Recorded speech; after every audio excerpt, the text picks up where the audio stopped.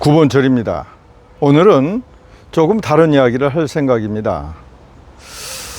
중국이 2023년서부터 시진핑의 세 번째 임기가 시작이 되었습니다. 원칙적으로 10년, 즉 두 번의 임기가 이제 끝날 무렵이면은 또 다른 후임자를 찾고 정권을 넘겨주는 것이 그간의 중국의 정치 체제였는데, 시진핑이 들어서고서부터 무한의 임기 제도로 바뀌었습니다. 자, 그러면서 중국이 이상하게 지금 변하고 있고, 일부 전문가들 차원에서 보면은 중국은 이미 경제적으로 상당히 위기에 처해 있다라고 얘기를 합니다. 자, 이러한 중국의 경제 위기가 과연 이 한국에는 어떠한 영향으로 다가올까, 우리가 한번 생각해 보겠습니다. 그동안에 한국이 수출이 부진하고 경기가 안 좋은 이유로 중국의 경제가 좋지 않았기 때문이라고들 얘기합니다. 그래서 중국과의 관계, 즉 대중 관계를 다시 원상 회복시켜야 한다고 얘기를 합니다. 다시 말해서 지금 그동안에 한미일 중심의 이제 군사 협력과 경제의 그 협력 체제가 발전하면서 중국이 마치 소외되는 그러한 관계가 또다시 설정이 되고, 따라서 그 관계 속에서 중국이 대한민국의 제품을 사가지 않는, 그래서 우리의 수출이 줄어드는 그런 관계로 대한민국 경제가 위축되고 있다라고들 많은 사람들이 얘기를 하면서, 따라서 중국과의 관계를 회복해야 한다고까지 나갑니다. 그러나 저는 달리 생각합니다. 첫째, 중국과 대한민국의 이 경제 스펙트럼은 말이죠, 중국이 100이라고 한다면은 그 안에 뭐라 그럴까, 공집합으로 대한민국 경제의 스펙트럼은 한 4, 50 정도밖에 되지 않습니다.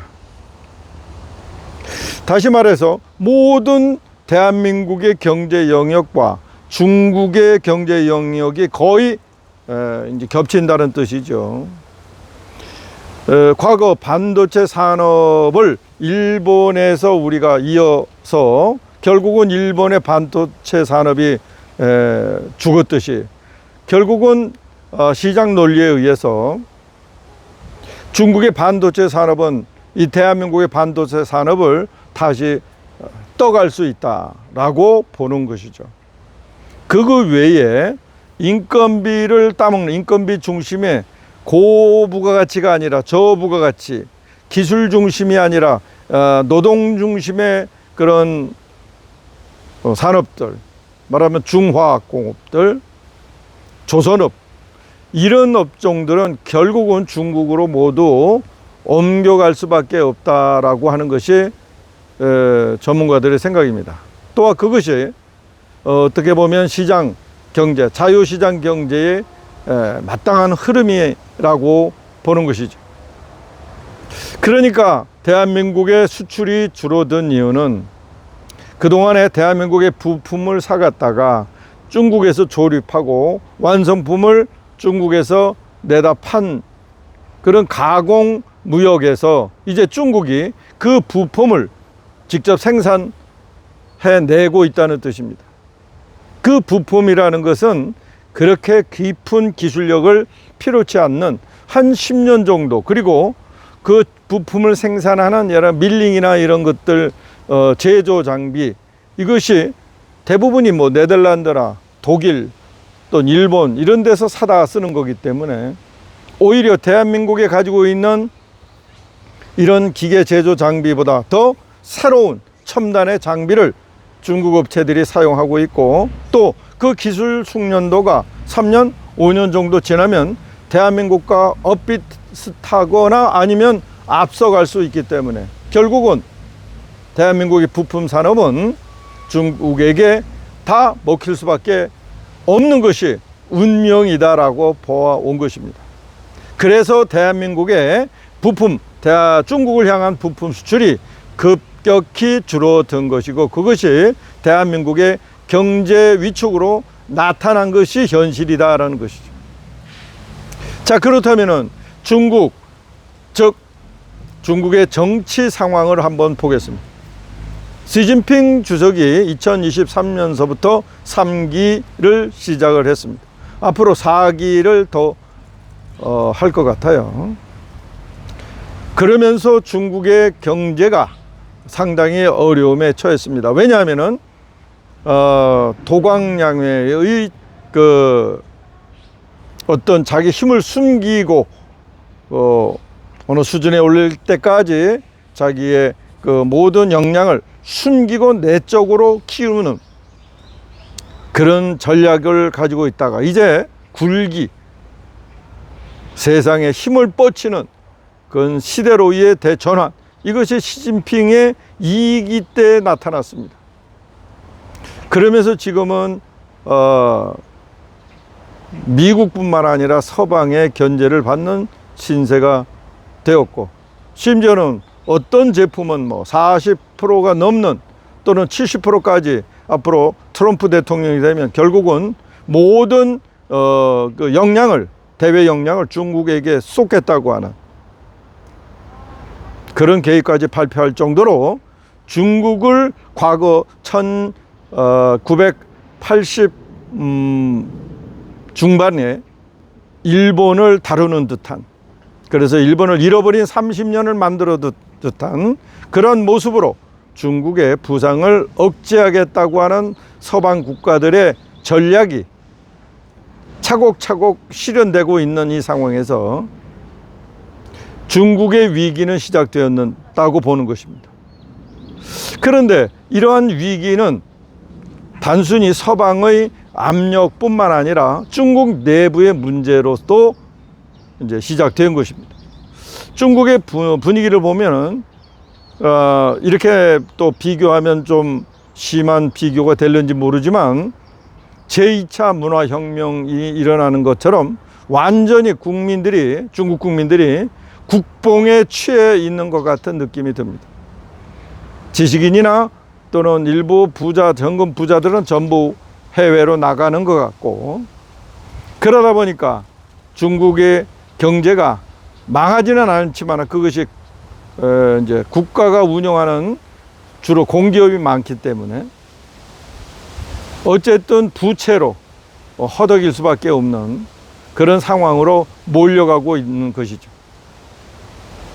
이렇게 중국 경제가 소위 말해서 문화혁명 수준으로까지는 아닐지라도 다른 나라들이 이제 뛰어가고 있고 날고 있는 상황에서 중국이 발목을 잡고 또 그 여러 가지로 정치적 그 불안정을 계속해서 보이면서 제2의 문화혁명 시기로 진입하는 것은 아닌지 하는 생각을 또 한번 합니다. 1966년서부터 1976년까지 딱 10년간 이루어진 중국의 문화혁명 시기에 대한민국 경제는 어땠을까? 1966년에 대한민국 GDP는 40억 달러였습니다. 이것이 딱 10년 만에 1976년에 300억 달러로 늘어났습니다. 7.5배가 늘어났습니다. 그리고 76년부터 86년까지 5배가 늘어났고, 그 다음에 10년은 3배가 늘어났고, 그 다음에 10년은 다시 1.5배가 늘어났습니다.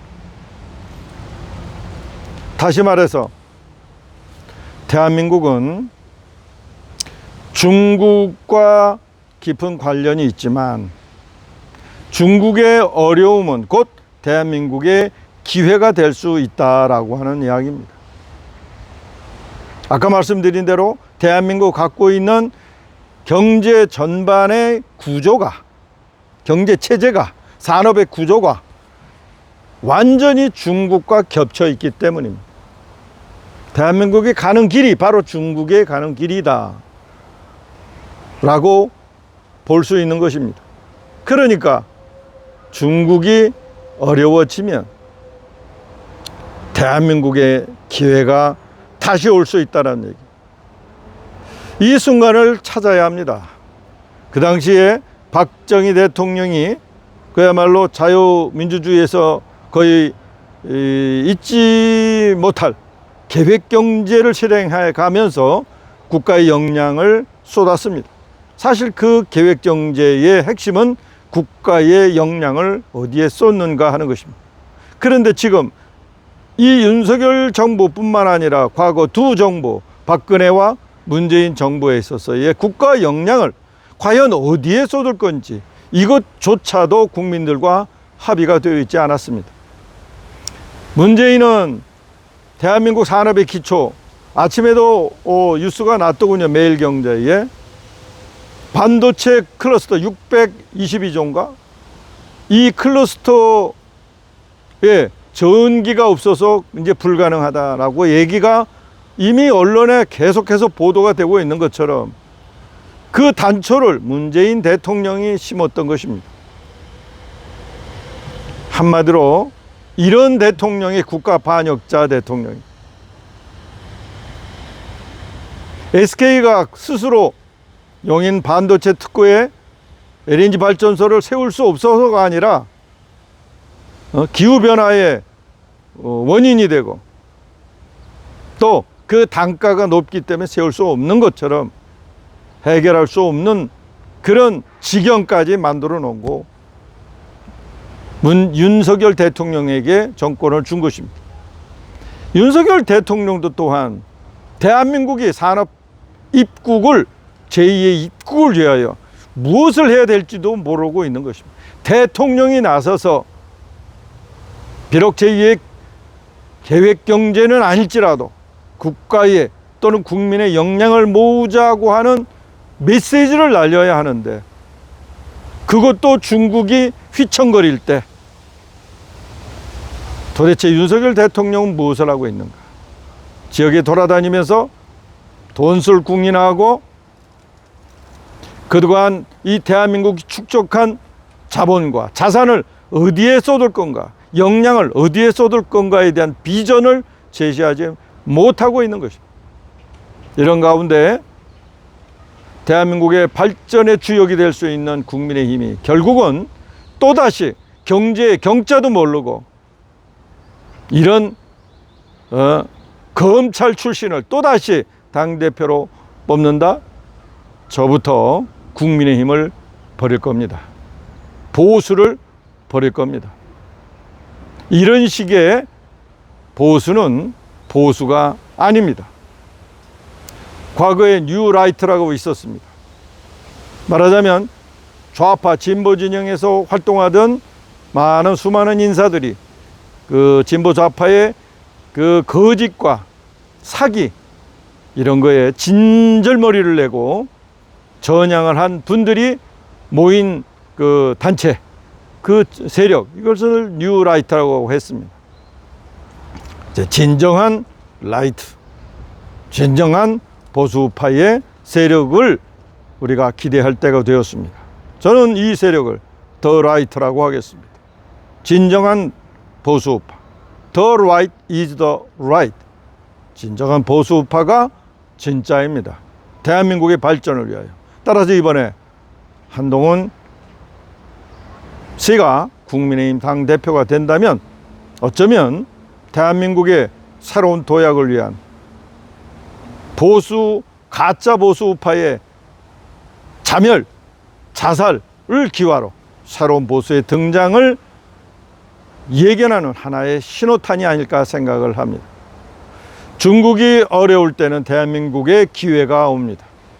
중국과 대한민국은 경제적 동반자도 아니고 경제적 파이프도 약합니다. 중국이 어려울 때 대한민국에 기회가 온다. 이 말씀을 드리고 대한민국 지도자들은 이럴 때 국민의 역량을 어떻게 하나로 모을 건가 여기에 궁리를 해야 할 것으로 봅니다. 오늘까지 하겠습니다.